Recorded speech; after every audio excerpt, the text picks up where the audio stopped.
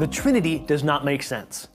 Now, whenever I hear people raising questions or objections about the Trinity, many people will say, the Trinity doesn't make sense, or it's a contradiction, or it's just, boy, how do you even understand what this means?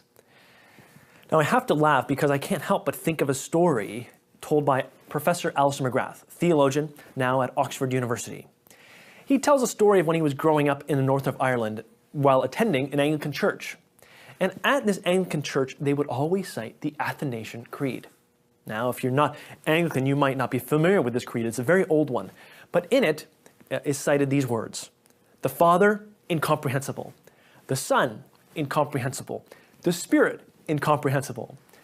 Now, Alistair tells a story of one time when this creed was cited, and just after everyone said, the Spirit, incomprehensible, there was a farmer at the back of the church who shouted out, the whole darn thing's incomprehensible.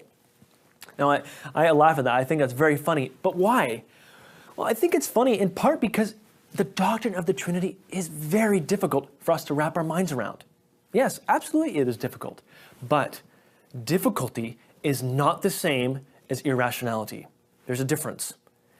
The doctrine of the Trinity forces us to think and explore just how big the Christian God really is. In other words, no simple definitions will do.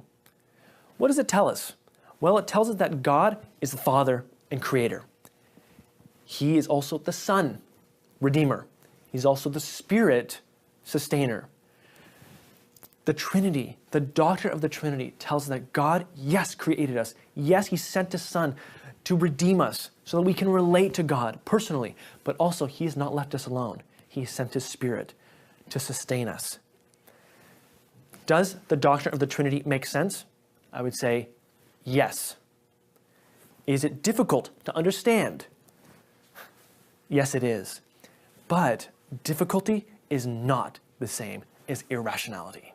I agree. Let's be gracious to each other. And in being gracious to my Christian friends, I wouldn't say shame on Christians. In fact, I respect that Christians are struggling to understand this feature of their faith. And it is a difficult feature. And it's not the average Christian who has invented this, so it's not their fault. And Christians do not understand this even at the highest levels. I showed you a book written by 4 scholars, and one of them responding to the writing of the other, Paul Molnar responding to Thomas McCall's article, keeps saying, oh, this smells like the Trinity, like the tritheism.